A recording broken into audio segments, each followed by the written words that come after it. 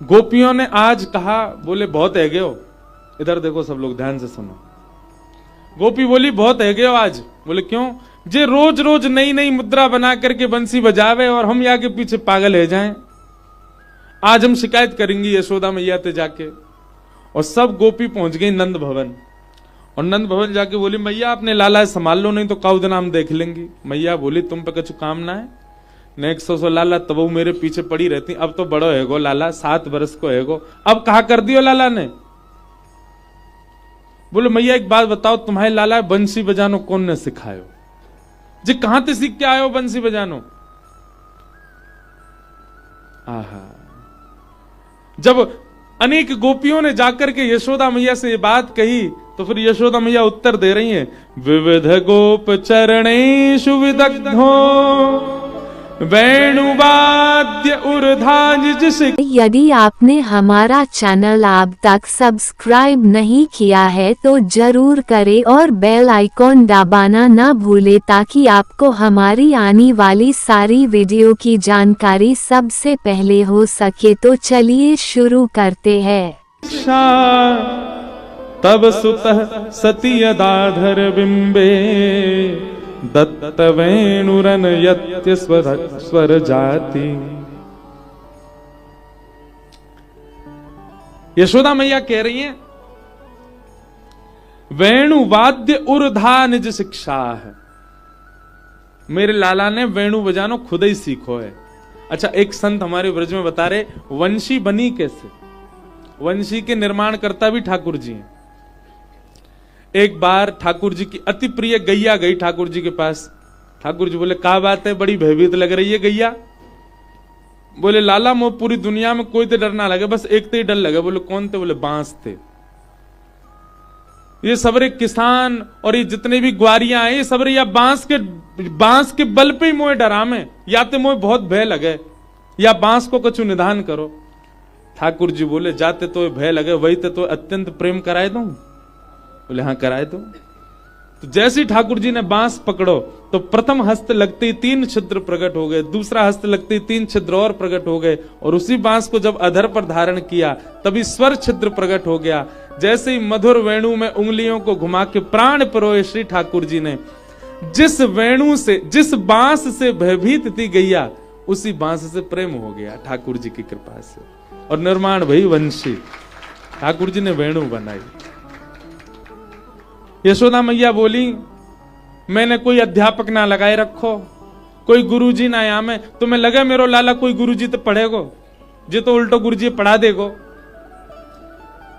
तो मैया कहां से सीखे आयो बंसी? बोले निज शिक्षा। स्पष्ट युगल गीत में है ठाकुर जी ने खुद ही बजानी सीखी है बंसी, कोई तो सीखवे ना गए लाला।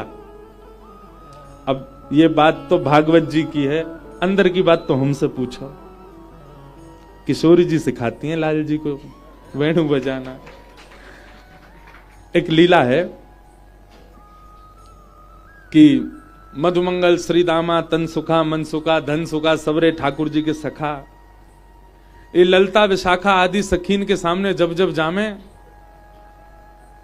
और ललता विशाखाओं से इनकी भिड़ंत चलती रहती है सब सखियों से, कोई ना कोई बात पे ऐंठते ही रहेंगे सबरे आपस में। मां सब सखी के हमारी श्यामाजू प्रधान, ये सब रे के हमारे लाला तो बड़ो कोई ना है। और हर बात पे एक ही बात है, जब ज्यादा सखियां ऐंठ दिखाती हैं सो सीधामा कहो लाला बोल अंधे ने अभी रुक जा, शाम सुंदर बंसी बजाएगा, सबरी मारी मारी डोलेंगी यहां ते मां। क्योंकि लाल जी की बंसी सुनते ही स्तब्ध हो जाती हैं सब गोपी। जैसी कोई गोपी कछु के तो श्रीदामा मधुमंगल तो ऐसे डर पाए दे उन्हें, रुक जा आज बंसी बजवाऊंगा, तेरे घर के पास ही बजवाऊंगा मैं। गोपियां कहती हैं बोले देखो जब हम भोजन बना रही हूं या अपने पति को पवा रही हूं तब मत बजवाना बस। बोले वही समय बजवाएंगे अब तो, और बोल हम तो ऐसे। एक दिन सब सखी गई, हे श्यामाजू ये सबरे सखान ने बस एक ही डर पावे को, हम वासों प्रेम बहुत करें वंशी सो, पर ये सब हमें वाको भेद है में, हम कछु भी कहे में तो रुक जा बंसी बजवाएंगे आज लाला ते। और वह वंशी के कारण हमारे सबरे काम उल्टे हो जाएं। हम भोजन बनावे बैठे, बना रही हूं मैं रोटी और वंशी की ध्वनि आती बेसुध है जाए, कहा बताएं कभी कभी तो कंडाई ऐसे थापने लग जाए। वह कंडा कोई रोटी समझ के सेक दे, पति आकर के कहें क्या कर रही है, ऐसी बंसी बेसुध कर दे।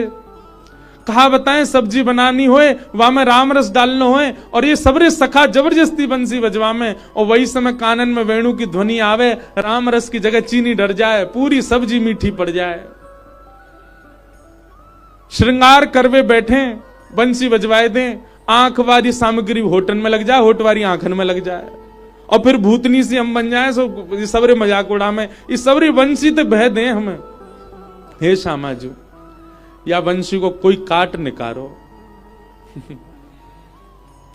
किशोरी जी बोली, अब ये बात कौन जाने कि उनने शिक्षा तो सबरी हमते ही लई है बंशी की, लेकिन कोई नहीं। जय हो। हमें राधा रमन लाल जी के गुसाई जी आए हैं। जय हो, प्रणाम।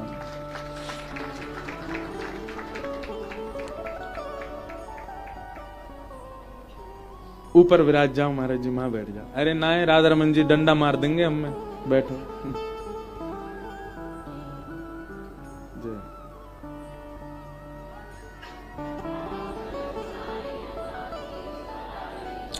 बोलो राधा रमन लाल की। हमारे श्री राधा रमन लाल जी के सेवायत श्री मोनू गोस्वामी जी पधारे हैं, आपसे खूब स्नेह। देखो ये राधा रमन जी के सेवक हैं, पर ब्रज की भी खूब सेवा करें, नंगे पाँव में ही रहे, में परकम्मा ही लगाते रहे, जब देखो वही के कारण ऐसे हैं छरेरे से। नहीं तो गुसाई तो खा पी के सबरे दुल्लर तिल्लर रह जाएं। लेकिन आपको खूब स्नेह व्रज के प्रति, रज के प्रति, लाल जी के प्रति। ठाकुर जी मिल गए, वाक्य बाद भी ब्रज से प्रेम कम नहीं है। तो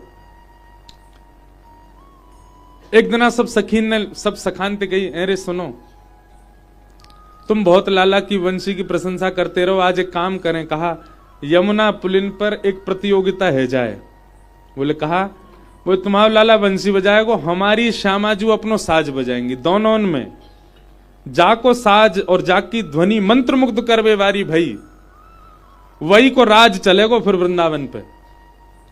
मधुमंगल श्रीधाम बोले ये कोई कहवे वाली बात है, हमारी लाला की बंसी सुनकर के गिरी गिरी डोरो सबरी हैं, यमुना पुलिन पे बजाए दी तो कहीं जमुना जी में भय ही नहीं जाओ, मथुरा जाए करके निकारनी पड़ेंगी सबरी। सब सखी बोली वो तो देखेंगे समय बतावे को। और महाराज एक प्रतियोगिता भई, सब सखा ठाकुर जी के संग आए, सब सखी लाडली जी के संग आई। ठाकुर जी तो वंशी लेकर के बैठे हैं, मन ही मन श्री जी से कह रहे हैं आप ही हमारी गुरु हो, आपकी कृपा से। लेकिन अब इनके आगे लेक अपनी बना रखी है हमने कि ये हमारो ही सब भाव है। नेक शांति रख लो भैया, कल से खूब उधम हल्ला मचाइयो, हम कोई परेशान नहीं करेंगे। और ने का देर बाद ही मचान लगी हूं। तो ठाकुर जी ने वंशी बजाई, जैसे ही वेणु बजाई तो युगल गीत में वर्णन है ठाकुर जी कैसी वंशी बजाते हैं। सवन सस्तुपधार्य सुरेशा सक्र सर्व परमेष्टि पुरोगा कवय आनत कंधर चित्ता कश्मलम ययुरनिश्चित तत्वा। ठाकुर जी जब वंशी बजाते हैं तो युगल गीत में वर्णन है कि सवनसस्तुतुपधार्य सुरेशाः। ठाकुर जी जब राग बजाते हैं ना, तो जैसे सुबह का राग भैरव यदि बजे तो सूर्य प्रकट होता है, रात्रि का राग बिहाग बजे तो चंद्रमा प्रकट होता है। पर ठाकुर जी जब वंशी बजाते हैं तो सूर्य चंद्र एक संग प्रकट हो जाते हैं। यमुना जी के तट पर आज सूर्य चंद्र दोनों हाथ जोड़ के खड़े हैं और दोनों असमंजस में हैं कि ये सवेरे को राग है कि शाम को राग है, सूर्य उदय करनो है कि सूर्य अस्त करनो है, चंद्र उदय करनो है कि चंद्र अस्त करनो है। सूर्य चंद्र असमंजस में आकाश में प्रकट हो गए। ठाकुर जी की वंशी की वेणु जैसे ही और टेर पकड़ती है तो सारी ऋतुएं, 6 ऋतुएं आकाश में प्रकट हो जाती हैं। एक तरफ वर्षा है रही है, एक तरफ तापड़ो पड़ रहा है, एक तरफ शीतल हवा बह रही है, एक तरफ शिशिर है रही है, एक तरफ बर्फ पड़ रही है। चारों ओर 6 ऋतुओं प्रकट हो गई ठाकुर जी की वंशी सुन करके। और इतना ही नहीं, कवय आनत कंधर चित्ताह, आकाश में तभी देखा कि 4 मुख वाले ब्रह्मा जी बैठ करके और कान लगा करके सुन रहे हैं, भैया ये कौन सा राग है, ये कैसी ध्वनि है, ये कैसे स्वर हैं। और इतना ही नहीं, राग रागनियों की अधिष्ठात्री, संगीत की अधिष्ठात्री स्वयं सरस्वती कलम लेकर के बैठी हैं। क्यों? ठाकुर जी के स्वर सुनकर के नए राग को निर्माण कर रही हैं। ऐसे राग ठाकुर जी बजा रहे हैं जो नए नए बन रहे हैं। 33 कोटि देवता मंत्र मुग्ध हो गए हैं, सब अपनो काम धंधा छोड़ करके सब ठाकुर जी की वंशी सुन रहे हैं। और सामने खड़ी भाई सब कृष्ण प्रियसी गोपियां, श्री किशोरी जी की सब सखियां मंत्र मुग्ध अवस्था में भाव आवेश में प्रवेश कर रही हैं। और मधुमंगल श्रीदामा सबरे चिढ़ाए रहे, देख ले हमारे लाला की बंसी, देख रहे ब्रह्मा दिख रहा ऊपर ते, सूर्य चंद्र एक संग प्रकट है, देख 6 ऋतु आ गई, अभी सर्दी लग रही, जाड़ो लग रहा, अब गर्मी पड़ रही है, अब वर्षा पड़ रही है, हमारे लाला की बंसी को प्रताप है। देख सरस्वती कोने में बैठ के राग रागिनी ने लिख रही है। ठाकुर जी ने थोड़ी देर वंशी बजाई, यमुना जी स्तब्ध हो गई हैं, बहना बंद हो गया यमुना जी का। ब्रज के जितने भी रजकण हैं वे आपस में मानो मूर्तिमंत होकर के नृत्य कर रहे हैं। एक अद्भुत स्थिति होने लगी ब्रज वृंदावन की। ठाकुर जी ने वंशी बजाई और जैसे ही वेणु विश्राम करी, अब सब सखा बोले पहली हार मान लियो, काय को श्री जी को श्रमित करवाओ, अब यहां से ऊपर तो कछु है ना सके। ललिता विशाखा बोली चुपचाप बैठो रे, अभी श्यामाजू बजाएंगे हमारी। तभी किशोरी जी अपनी वीणा लेकर के आई और महाराज जैसे वीणा धारण की जाती है किशोरी जी ने वैसे ही वीणा धारण की मुद्रा थी। हमारे सामने बैठे श्याम सुंदर अपने आसन से गिर पड़े, केवल वो रूप देख करके कि वीणा लेकर के बैठी है किशोरी जी।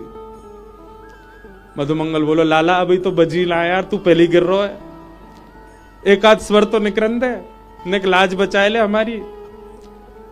किशोरी जी ने नेत्र बंद किए और जैसे ही उसके तारों को अपने कोमल उंगलियों से आच्छादित करते हुए दूसरे भुजा को वीणा के मुख्य भाग पर रख करके और जैसे ही अपने हस्त कमल से उसके तारों को झंकृत किया, ऐसी स्वर लहरी प्रकट हुई महाराज। ठाकुर जी के वेणु वादन करने पर तो आकाश ब्रह्मलोक देवलोक से दर्शन कर रहे थे, पर किशोरी जी की झंकार सुनते ही सब देवी देवता आकाश का ब्रह्मांड का भेदन करके सब वृंदावन में आकर के प्रकट हो गए, सामने आकर के नतमस्तक हो गए। ब्रह्मा आदि सरस्वती आदि देव देवता सब किशोरी जी के चरणों में नतमस्तक हो गए। सूर्य चंद्र किशोरी जी के चरणन दबान लगे।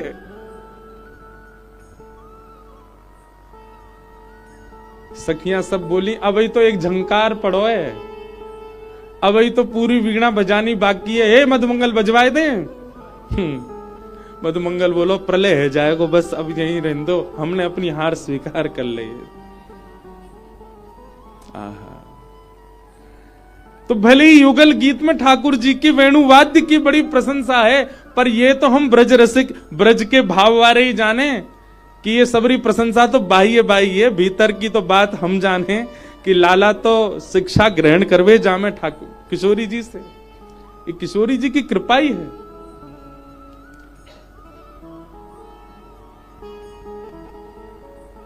वीणा लेके गावे किशोरी राधे, वीणा लेके गावे किशोरी राधे, वीणा लेके गावे किशोरी राधे, वीणा लेके गावे किशोरी राधे।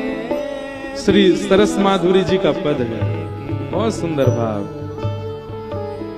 वीणा लेके गावे किशोरी राधे, वीणा लेके गावे किशोरी राधे, वीणा लेके गावे किशोरी राधे वीणा लेके गावे किशोरी राधे वीणा लेके गावे किशोरी राधे वीणा लेके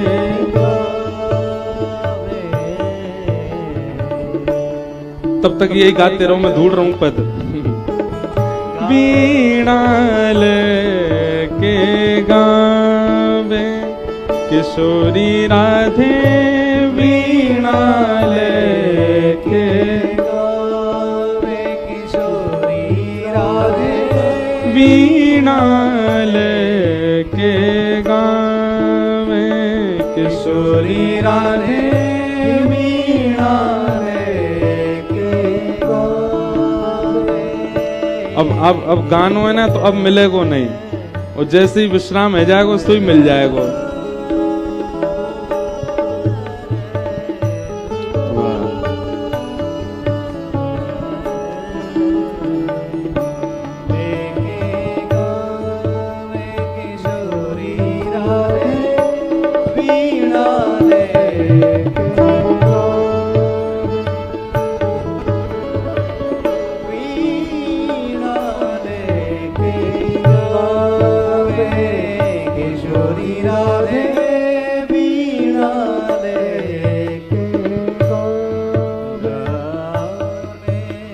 अब भाव ऐसा है कि आप पद में अगली पंक्ति में ठाकुर जी वंशी बजा रहे हैं, तो क्योंकि अभी अभी प्रतियोगिता में श्री जी जीत गई हैं, तो अब पद मिले ही नहीं रहो, ठाकुर जी की वंशी बजेगी ना, किशोरी जी की वीणा ही बजती रहेगी।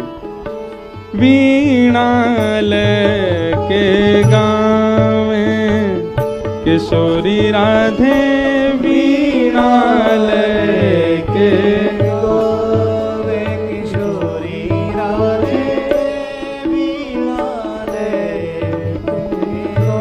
श्याम रूप अभिराम मनोहर श्याम रूप अभिराम मनोहर श्याम रूप अभिराम मनोहर श्याम रूप अभिराम मनोहर जहाँ वंशी सरस बजावे किशोरी राधे।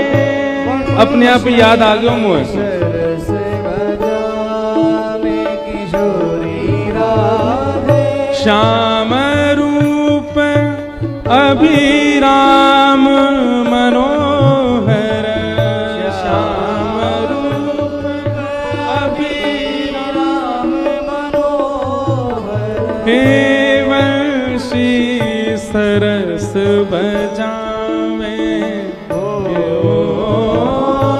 वंशी सरस बजावे किशोरी राधे वीणा लेके गावे किशोरी राधे वीणा लेके गावे ललित मृदंग रंग सो ललिता ललित मृदंग रंग सो ललिता। देखो अब ये पद की जो झांकी है ये आपको नेत्रन के भीतर देखनी है। बीच में किशोरी जी बैठी हैं मुख्य कलाकार के रूप में और वीणा बजा रही हैं, और किशोरी जी के स्वर तानन के पीछे पीछे बैठ करके ठाकुर जी वंशी बजा रहे हैं, और एक तरफ श्री ललिता जी बैठ करके मृदंग बजा रही हैं। कैसी सुंदर छवि है। आहा ललित मृदंग रंग सो ललिता ललित मृदंग रंग सो ललिता। हेठे का संग लगावे किशोरी राधे ठेका संग लगावे वीणा लेके गावे किशोरी राधे वीणा लेके गावे किशोरी राधे निर्तत सनमुख सरस माधुरी निर्तत सनमुख सरस माधुरी सरस माधुरी निर्तत सनमुख सरस माधुरी निर्तत सनमुख भाव बताए रिझावे किशोरी राधे भाव बताए रिझावे किशोरी राधे वीणा लेके गावे किशोरी राधे वीणा लेके अच्छा या किशोरी राधे पद की एक विशेषता है, किशोरी जी केवल वीणा बजा नहीं रही हैं, वीणा बजाते हुए गा भी रही हैं। आहा। श्री गोविंद दास जी की लीला में एक बात आती है, अष्ट सखाओं में एक सखा श्री गोविंद दास जी एक बार गा रहे थे और गाते गाते कोई राग गा रहे, कोई अलाप गा रहे, सामने गुसाई श्री विठलनाथ जी बैठ करके सुन रहे हैं और गाते गाते गुसाई जी अपनो गायन रोक करके और बगल में देखें और कहें, ए लाला ढंगते गा, ए लाला नेक और मीठो गा, नेक और स्वर रहेगो ऊंचो गा। सामने बैठे गुसाई जी बोले, गोविंद दास ये बार बार तुम किससे बात करते हो, ये तुम्हारे अगल बगल में कोई बैठो तो है ना, कौन ते कह रहे हो बार बार। सो गोविंद दास जी कहते हैं, जय जय छोटे से कन्हैया बैठे हैं मेरे बगल में और मैं जैसे जैसे गा रहा हूं मेरे पीछे पीछे अलाप लगा रहे हैं, उन्हीं को समझा रहा हूं, ने मीठो गाओ, गानो तो अच्छो जाने लाला लेकिन बड़े ऊधमी हैं, जबरदस्ती टेढ़ो मेढ़ो स्वर लगा रहे हैं, या हमारे में समझा रहा हूं, ने ढंगते गाओ। ये बात सुनते ही सामने बैठे गुसाई जी के नेत्र सजल हो गए, बोले ठाकुर जी बैठे तुम्हारे बगल में? बोले हाँ जी गा रहे हैं। गुसाई जी बोले, देखो भैया ये तुम्हारी भक्ति को भाव है कि तुम्हें ठाकुर जी को स्वर सुनाई दे रहे हो, मोए सुनवे की इच्छा ना, मेरी ऐसी भावना नहीं कि तुम उनको प्रकट करो, पर एक बार नेक मुख बस ये बता दो ठाकुर जी गांव में कैसे हैं, ठाकुर जी को स्वर कैसे, ठाकुर जी की आवाज कैसी है, भारी है, पतरी है, पैनी है, कोमल है, कैसी आवाज है ठाकुर जी की। सामने बैठे गोविंद दास जी के नेत्र सजल है गए, बोले मैं अब कैसे बताऊं आपको कि मेरे कानन को कितना सुख मिले जब ठाकुर जी गावे। जितने कोमल इनको अंग है वासे ज्यादा कोमल ठाकुर जी की आवाज है। ठाकुर जी जब बोले ना एक शब्द निकलती ऐसा लगे स्तब्ध है जाएं, और वे बैठ के गा रहे हैं। अब आप सोचो कि उनको स्वर कैसे होएगा। ठाकुर जी बहुत मीठो बोले, बहुत मीठो गावे, उनकी आवाज बड़ी मधुर है। अब आप कह रहे हैं मोटी है, पतरी है, मीठी है, कैसी आवाज है, इनमें तो कोई उपमा ना दे सकूं लाल जी के स्वर को, ऐसा स्वर है ठाकुर जी को। लेकिन गुसाई जी बोले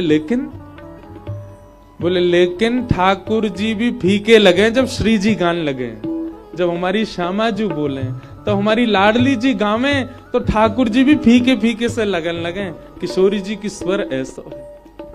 गुसाई जी तो भावावेश में चले गए, रोने लग गए, बोले जय हो, कैसो गाती होंगी हमारी श्यामा जी।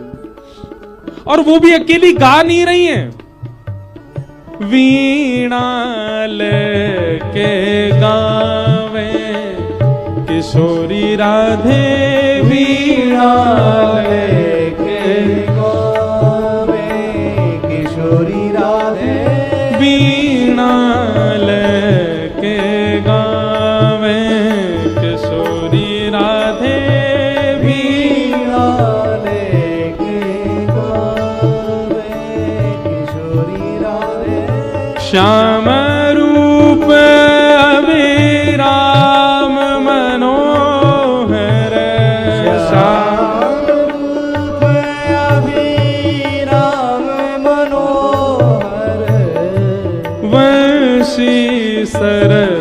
बजावे किशोरी राधे वंशी सरस बजावे किशोरी राधे वीणा लेके गावे सिरोरी राधे वीणा लेके गावे वीणा लेके गावे वीणा लेके गावे। बोलो लाडली लाल की, लाडली के लाल की, लाल की लाडली की, लाडली लाल दोनों की।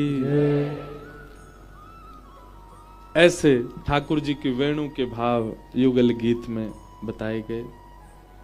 अब भाव तो बहुत आम है, सुनाते ही रहें बस। सबको हम प्रणाम मात्र करें। अब कथा क्रम को हम विश्राम की ओर ले चलते हैं।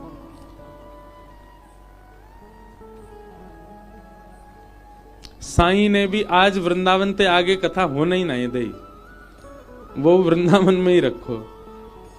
पर अब क्रम है सप्ताह का, इसलिए हम केवल क्रम स्पर्श करके अब पूर्ण कर देते हैं। तो क्रम भी बहुत है। भगवान ने कई राक्षसों का वध किया। कंस ने अक्रूर जी को भेजा ठाकुर जी को लाने के लिए। अक्रूर जी महाराज वृंदावन आए, ठाकुर जी को लेकर के मथुरा गए। मथुरा जाकर के भगवान ने कुबलिया पीड़ हाथी का उद्धार किया, कुब्जा के ऊपर कृपा की। बड़े बड़े मल्लों का सर्वनाश करके भगवान ने सिंहासन पर बैठे दुष्ट कंस को उठा करके नीचे पटक दिया, उसके वक्ष पर पाद प्रहार करके उसके प्राण हरण कर लिए। बोलो कंस मर्दन भगवान की। कंस वध किया ठाकुर जी ने। तत्पश्चात कारागृह में जाकर के देवकी मैया को मुक्त किया। देवकी मैया ने खूब हृदय से लगाया। उग्रसेन नाना जी को भगवान ने मथुरा का राजा बनाया, कंस के पिताजी को। और भगवान स्वयं पढ़ने के लिए सांदीपनी गुरुकुल गए। वहां जाकर के भगवान ने सांदीपनी उपाध्याय जी से संपूर्ण अध्ययन किया। वहीं ठाकुर जी को सुदामा नाम के मित्र प्राप्त हुए। लौट करके भगवान मथुरा आए। वृंदावन की बहुत याद आई तो श्री उद्धव जी को वृंदावन भेजा। उद्धव जी महाराज वृंदावन आए, गोपियों से चर्चा हुई। मधुपकितव बंधो माश्प्रशांघ्रिं सपत्न्याः कुच विलुलित माला कुंकुमश्मश्रुभेनः बहतु मधुपतिस्तल मानिनीनां प्रसादं यदु सदसि विडम्ब्यं यस्य दूतस्त्वमित्रे मधुपकितव बंधो। एक बहुत सूक्ष्म बात बताएं। जहां कहीं भी गोपियों ने गीत गाए हैं ना भागवत में, सब जगह लिखा है गोप्यः ऊचू, यानी कि बहुवचन। बहुत सारी गोपियां गा रही हैं। लेकिन जब भ्रमर गीत प्रारंभ होता है तो यहां लिखा है गोपीवाच, एक वचन, यानी कि एक गोपी गा रही है। और जिस प्रकार के शब्द भ्रमर गीत के हैं, उससे यह कह सकते हैं कि ये एक गोपी कोई और नहीं है, हमारी श्यामा जी गा रही है, किशोरी जी गा रहे हैं। भगवान के 3 सखा हैं कृष्ण लीला में। कौन कौन? उद्धव, अर्जुन और सुदामा। आप कहेंगे मधुमंगल श्रीदाम, वो सखा नहीं है, वो प्राण है ठाकुर जी के। सखा अलग हो सकते हैं ना। लेकिन इन तीनों में भी अगर पूछा जाए कि सबसे प्रिय ठाकुर जी को कौन है, उद्धव, अर्जुन और सुदामा में, तो सबसे प्रिय हैं श्री उद्धव जी। क्यों? लोगों को अभी उद्धव कृष्ण संवाद पता नहीं है। लोगों को भी उद्धव जी के बारे में पता नहीं है। लोग अर्जुन तक ही सीमित रह जाते हैं, इसीलिए उनको भगवत गीता और अर्जुन के भाव में ही रमने की आदत है। पर जो उद्धव को पहचान गए हैं वे जानते हैं कि उद्धव ठाकुर जी को कितने प्रिय हैं। क्यों? क्योंकि अर्जुन भगवान का शिष्य है और उद्धव हमारी किशोरी जी का शिष्य है। उद्धव ने लाडली जी से शिक्षा ग्रहण करी है। ये संपूर्ण भ्रमर गीत किशोरी जी उद्धव को सुना रही हैं। इसलिए ठाकुर जी, एक प्रसंग सुनाऊं, बहुत ध्यान से सुनना। महाराज जी, सब लोग बहुत ध्यान से सुनियो। एक बड़ी गोपनीय लीला है। उद्धव कितना प्रिय है ठाकुर जी को। जब भगवान के संपूर्ण यदुवंश को ब्राह्मणों के द्वारा श्राप लगा तो सब भगवान के पास गए और भगवान से जाके बोले, संतों ने हमको श्राप दे दिया है, कुछ दिन में हम लोगों की सबकी मृत्यु हो जाएगी। भगवान बोले, हम तो पहले ही मना करते थे संतों का कभी अपमान मत करो, मैं भगवान होके भी तुमको नहीं बचाऊंगा अगर संत नाराज हो गए तो। अब क्या बोले, आप पूरे विश्व को बचाते हो, आपने ब्रह्मास्त्र से उत्तरा की रक्षा की, आपने आदि आदि भावों से सब भक्तों की रक्षा की, हम तो आपके खुद के परिवार वाले हैं, हमारे श्राप से आप हमको नहीं बचाओगे। ठाकुर जी घूम के आ जा। ठाकुर जी विचार करने लगे, इधर देखो, यहां देखो, क्या बता रहा था मैं?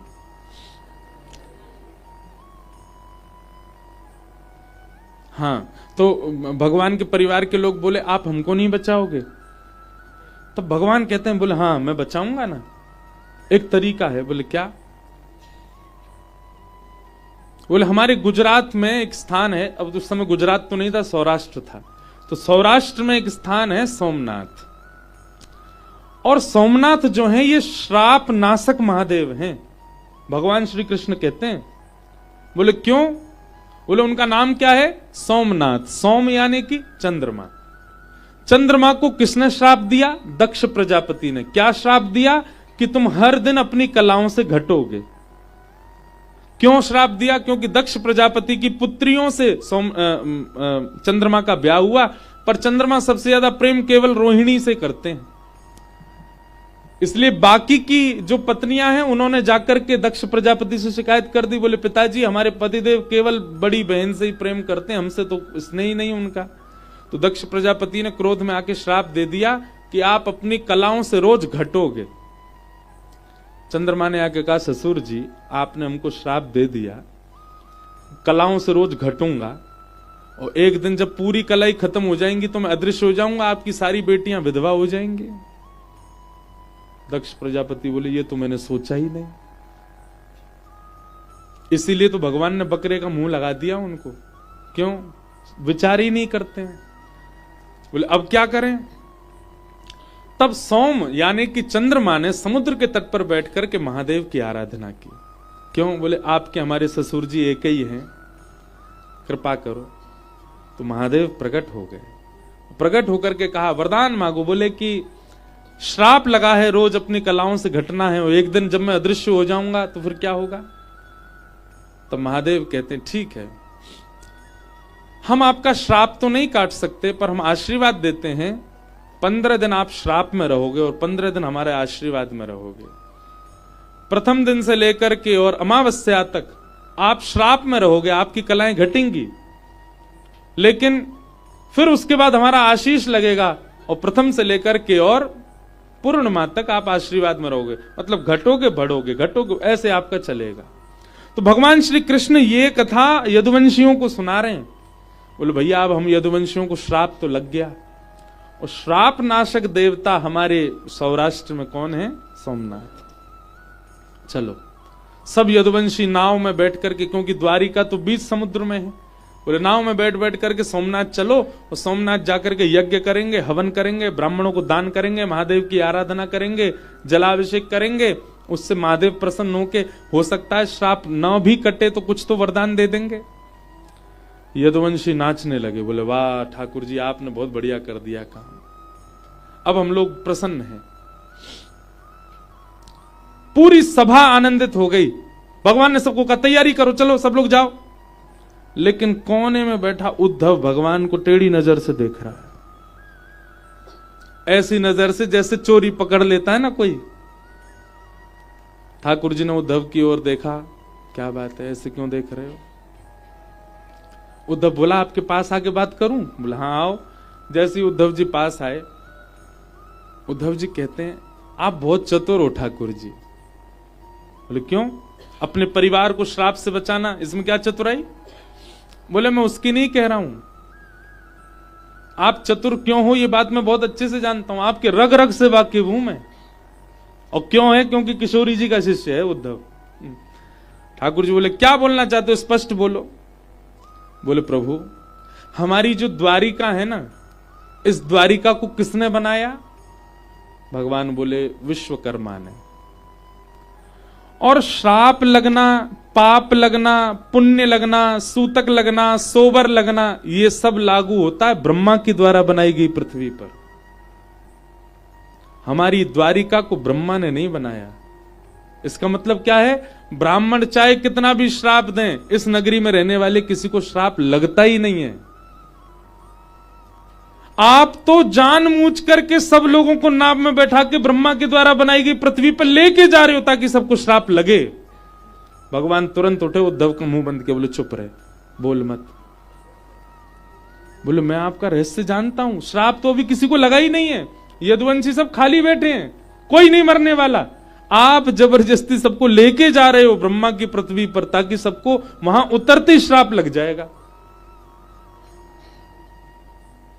और मुझे ऐसा भी आभास हो रहा है कि इस यात्रा में मैं नहीं जाऊंगा आपके साथ, आप मुझे छोड़ के जाओगे। भगवान ने उद्धव को हृदय से लगाया, बोले सही समझा उद्धव, मेरे बाद यदुवंशी भार बन जाएंगे पृथ्वी पर, इसलिए मुझे इनको शापित करवाना पड़ेगा। और तुम ब्रजवासियों के शिष्य हो, चेला हो, और ब्रज ने तुमको प्रेम करना सिखा दिया, इसलिए ऐश्वर्य का अभिमान तुमको नहीं छुएगा, इसलिए मैं तुमको छोड़ के जाऊंगा ताकि संपूर्ण यदुवंश के विनाश के बाद मेरी भक्ति का प्रचार प्रसार और उसकी स्थापना के लिए तुम रहो पृथ्वी पर। उद्धव जी बहुत रोए। भगवान स्वयं सहित पूरे यदुवंशियों को नाव में बैठा करके ले गए, केवल उद्धव को द्वारिका छोड़ के गए और सौगंध दे के छोड़ के गए, तू नहीं जाएगा। क्यों?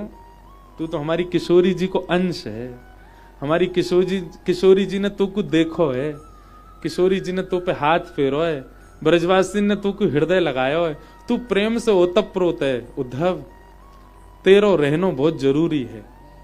बाकी सब यदुवंशियों को लेकर के भगवान सोमनाथ गए, उद्धव को छोड़ गए। ऐसे हैं उद्धव।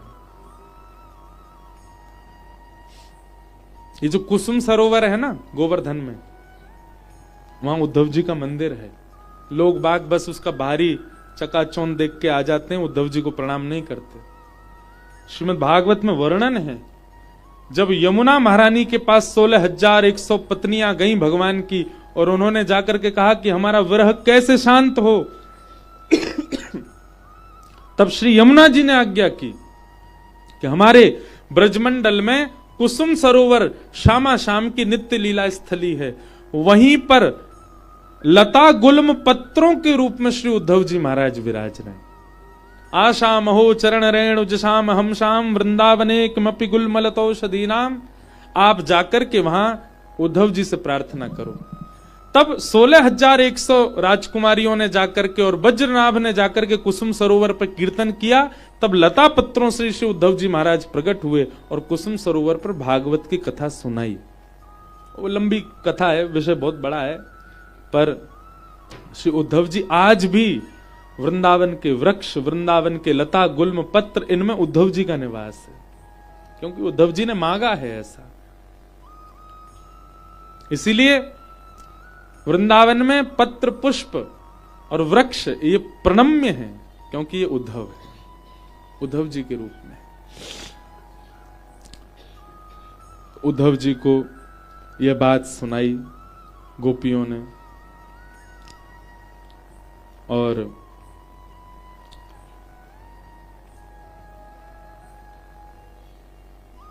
उद्धव जी महाराज कह के तो गए तो ठाकुर जी शाम को आ जाऊंगा। 6 महीना बीत गए वृंदावन में, और 6 महीना बाद लौट करके जब मथुरा गए ठाकुर जी के पास,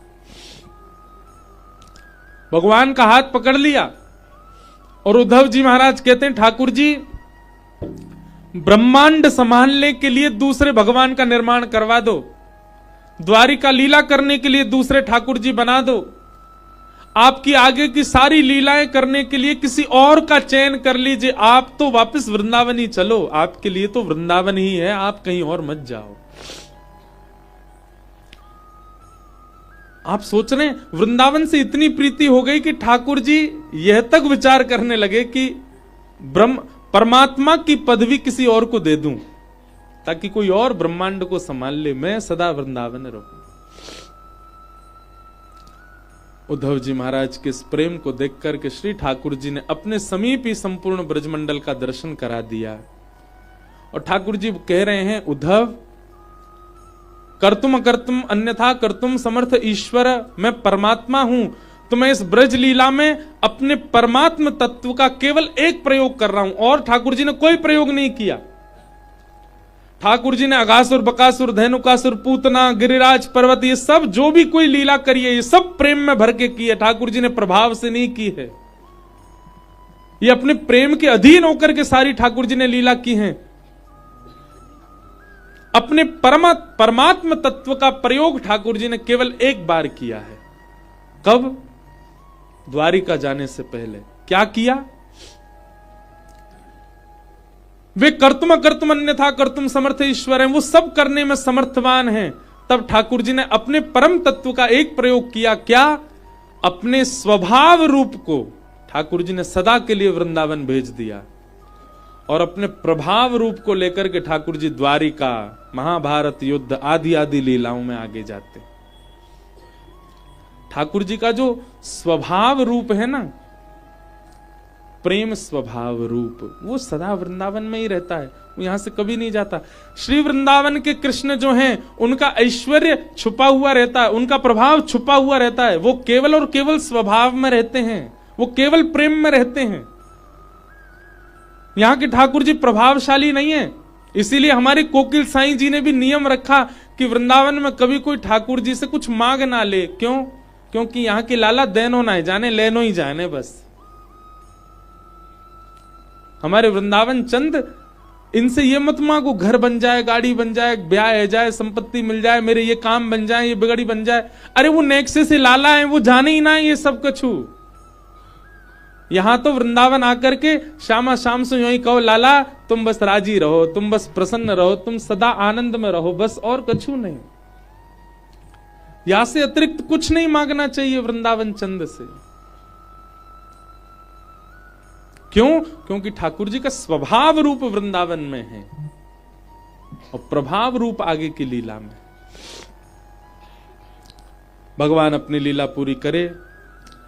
अब हम कथाक्रम को और शीघ्र ले चलें। द्वारिका पहुंचे, जरासंध ने 17 बार चढ़ाई की, 17 बार ठाकुर जी ने हरा दिया, 18वीं बार चढ़ाई की। ब्राह्मणों का भाव रख के ठाकुर जी रण छोड़ करके भाग गए।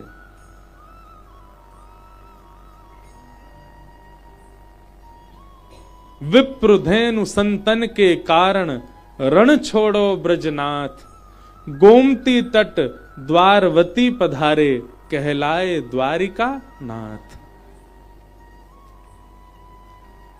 विप्रों के कारण ठाकुर जी रण छोड़ करके भाग गए, क्योंकि जरासंध विप्रों को अनुष्ठान पे बैठा के आया है। ठाकुर जी ने कही विप्रों का अनुष्ठान पूर्ण होना चाहिए, और ठाकुर जी रण छोड़ करके भाग गए, द्वारिका में विराज गए। बोलो द्वारिकाधीश की।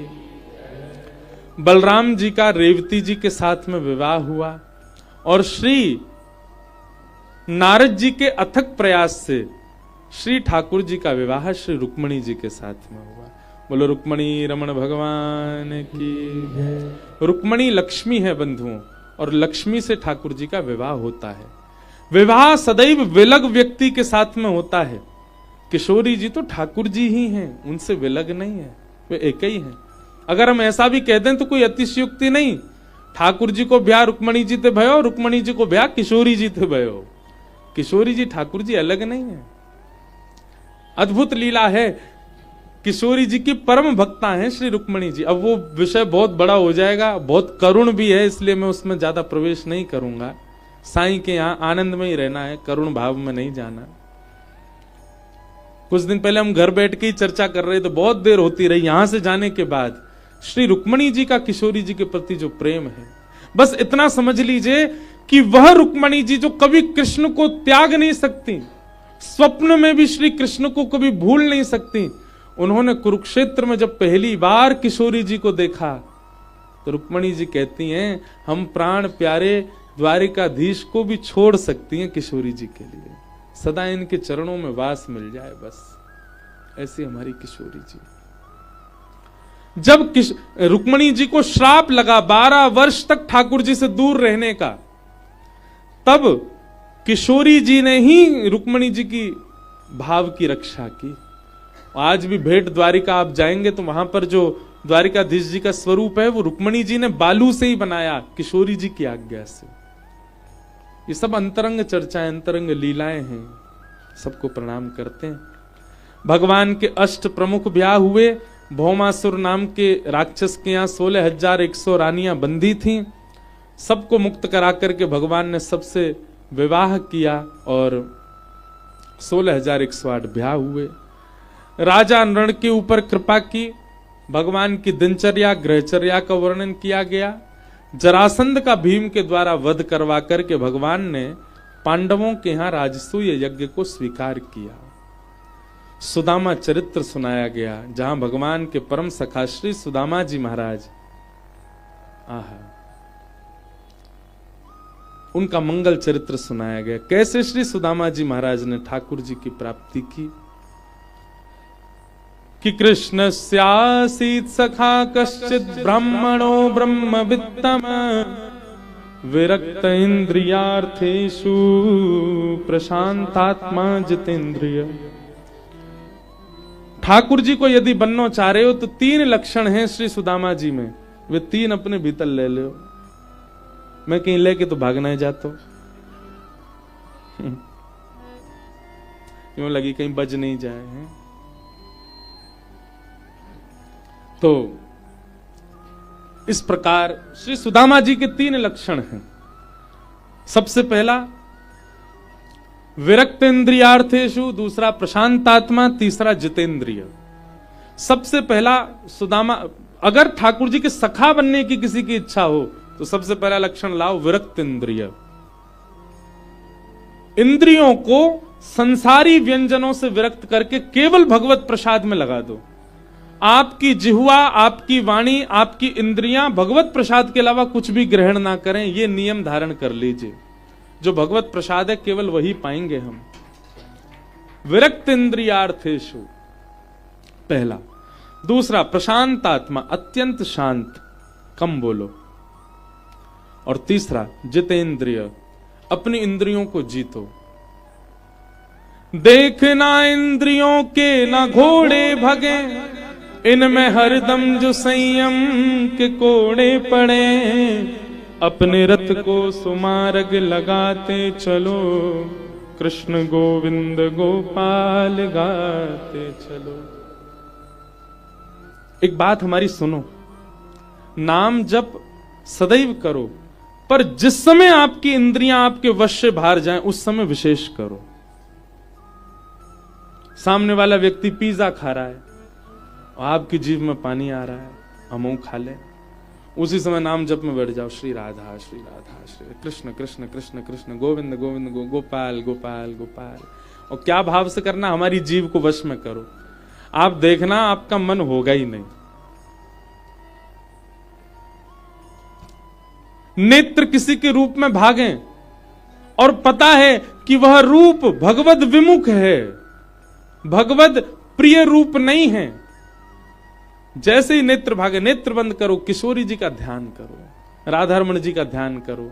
उसी समय फोन में खोल लो, राधारमण जी के रूप को देखो, चरणन को देखो, मुखमंडल को देखो, वक्ष को देखो, हस्तकमल को देखो, उनके रूप को निहारो।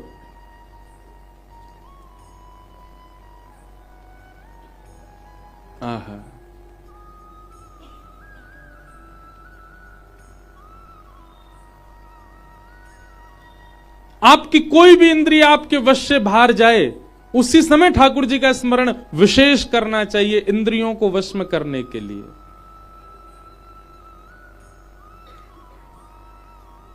बहुत सुंदर एक भाव है।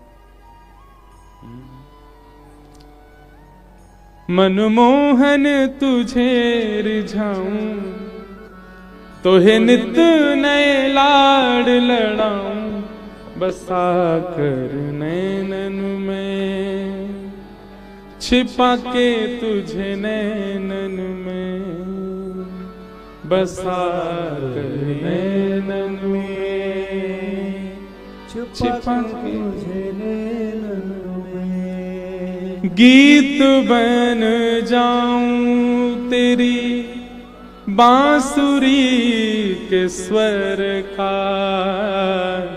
इठलाती बल खाती पतली कमर का। गीत बन जाऊं तेरी बांसुरी के स्वर का, इठलाती बल खाती पतली कमर का।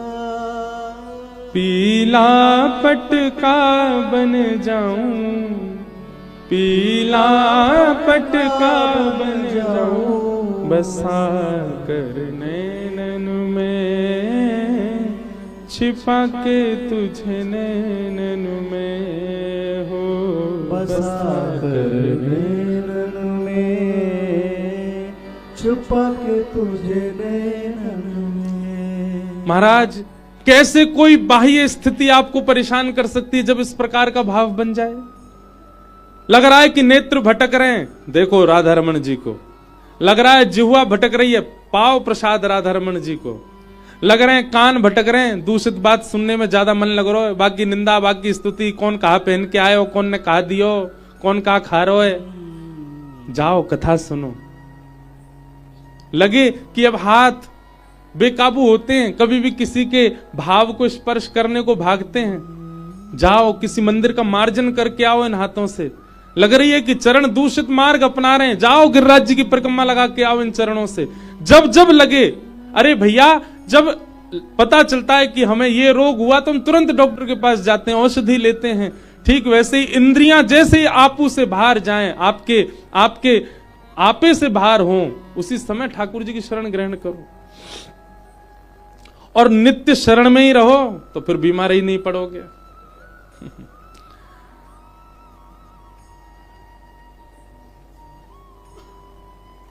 तीन लक्षण बताए सुदामा जी के, भगवान ने सुदामा जी पर कृपा की। आगे फिर और भी कई प्रसंग सुनाए गए। भगवान के संपूर्ण कुल को श्राप लगा, श्राप के उपरांत भगवान ने सबको विदा कर दिया। स्वयं भी एक वट वृक्ष के नीचे बैठ करके भगवान संपूर्ण लीला का चिंतन करने लगे। उद्धव को ज्ञान उपदेश किया, कृष्ण उद्धव संवाद हुआ। तत्पश्चात भगवान ने उद्धव को आज्ञा कर दी, तुम बद्रिकाश्रम चले जाओ, मेरी पादुकाएं संग लेकर के जाओ। और श्री उद्धव जी महाराज वृंदावन होते हुए बद्रिकाश्रम गए। वहां ठाकुर जी की पादुका विराजमान करके कुछ समय तप करके सदा के लिए वृंदावन में बस गए।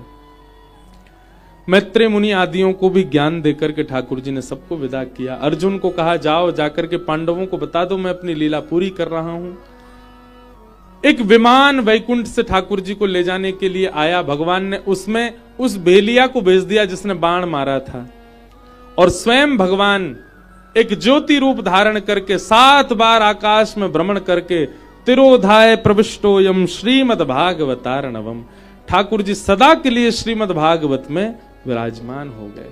आप किसी ग्रंथ को नहीं सुन रहे हैं, आप किसी पोथी को नहीं सुन रहे हैं, कोई पुराण नहीं है भागवत। भागवत साक्षात श्री कृष्ण है। और इस बार के साईं के उत्सव में यहां 1 नहीं, 2 नहीं, 3 नहीं, 4 नहीं, 151 से भी अधिक श्री कृष्ण भ्रमण कर रहे थे इस आंगन में। आप श्रीमद् भागवत जी को देखते हैं, भागवत जी सुनने जाते हैं, तो यह विश्वास मन में धारण कर लिया कीजिए साक्षात श्री कृष्ण है। अगर श्रीमद् भागवत का आश्रय नहीं हो जीवन में तो आप ठाकुर जी से प्रेम नहीं कर सकते। ये भागवत ही, हम तो कहेंगे भैया भागवत जी के जो श्वेत पन्ना है ना, ये श्वेत वर्ण तप्त कांचन गौरांगी श्री किशोरी जी हैं, और इन श्वेत पन्नों पर अंकित श्याम वर्ण के जो श्लोक हैं यही श्री कृष्ण हैं। श्री वृंदावन में विराजमान युगल ही श्रीमद् भागवत है। मार्कंडेय ऋषि के ऊपर कृपा आदि ये सब बताई गई। तक्षक सर्प ने आकर के परीक्षित को डस दिया और उनका पंच भौतिक देह तो नष्ट हो गया, पर उनकी दिव्य आत्मा चतुर्भुज रूप धारण करके विमान में विराजमान होकर के भगवत धाम को प्रस्थान कर गए। शुकाचार्य जी महाराज व्यासपीठ से उठ करके अंतर ध्यान हो गए। कहां गए? श्री जी के निज निकुंज में आ गए और सुख सखी के रूप में आकर के विराज गए। जय सुख सखी श्याम चरण दासी, रास विलासी प्राण प्यारी। जय सुख सखी श्याम चरण दासी, रास विलासी प्राण प्यारी। ये वर्ष 2024 मेरे लिए बहुत महत्वपूर्ण रहा। एक तो साईं की यहां पूरी कथा सुनाने का अवसर मिला, और भी बहुत कुछ हुआ, मुझे तो स्मृति नहीं है। पर एक और अच्छा हुआ इस वर्ष में कि ठाकुर जी ने भक्तमाल जी में प्रवेश कराया, और वो भक्तमाल जी का प्रवेश भी श्री शुकाचार्य जी की आचार्य पीठ जयपुर में सरस निकुंज में कराया, जहां यह भेद 9 साल बाद जाकर के पता चला कि श्री शुकाचार्य जी महाराज, कथा करते करते 9 साल हो गए हमको। शुकाचार्य जी ने तो कथा 5000 साल पहले सुनाई, लेकिन 5000 साल तक श्री शुकाचार्य जी कहां हैं उनका कोई वर्णन नहीं। वो पता चला कि श्री सुख सखी के रूप में निज निकुंज में विराज रहे हैं, श्री जी के समीप। ऐसे हमारी किशोरी जी के प्रिय श्री सुख सखी वहां से प्रस्थान कर गए। संपूर्ण भागवत का विश्राम हुआ। जो जो कथाएं स्पर्श मात्र की थी उन सबको हम प्रणाम करते हैं। भागवत जी का विश्राम श्लोक सब लोग 3 बार मेरे साथ उच्चारण करो। बिल्कुल सावधानी से नेत्र बंद करके अपने प्रियालाल जी का स्मरण करो, साईं का स्मरण करो, अपने गुरुदेव का स्मरण करो, वृंदावन का स्मरण करते हुए आज भागवत जी को हम विश्राम दे रहे हैं। अंतिम श्लोक सब लोग मेरे साथ 3 बार कहेंगे। नाम संकीर्तनम यस्य, नाम संकीर्तनम यस्य, सर्व पाप प्रणाशनो, सर्व पाप प्रणाशनो, प्रणामो दुख समनः, प्रणामो दुख समनः, तम नमामि हरिं परम, तम नमामि हरिं परम। नाम संकीर्तनम यस्य, नाम संकीर्तनम यस्य, सर्व पाप प्रणाशनम, सर्व पाप प्रणाशनो, प्रणामो दुख समनः, प्रणामो दुख समनः, तम नमामि हरिं परम, नमामि हरिं परम। नाम संकीर्तनम यस्य, नाम संकीर्तनम यस्य, सर्व पाप प्रणाशनो, सर्व पाप प्रणाशनो, प्रणामो दुख समनः, प्रणामो दुख समनः, तम नमामि हरिं परम, तम नमामि हरिं परम। नाम संकीर्तनम यस्य, नाम संकीर्तनम यस्य, सर्व पाप प्रणाशनो, सर्व पाप प्रणाशनो, प्रणामो दुख समनः, प्रणामो दुख समनः, तम नमामि हरिं परम। तम नमामि हरिं परम। जिन भगवान का नाम संकीर्तन हमारे जीवन के सब प्रकार के पापों को नष्ट करके भगवत प्राप्ति कराता है, ऐसे भगवान के इस नाम को हम बारंबार प्रणाम करते हैं। बोलो वृंदावन बिहारी लाल की जय। श्री राधा रमण लाल की श्री राधा वल्लभ लाल की जय जय श्री राधे मिथिले बाबल साईं अमा की सदा बधाई हो बधाई हो बधाई हो बधाई हो। बधाई हो।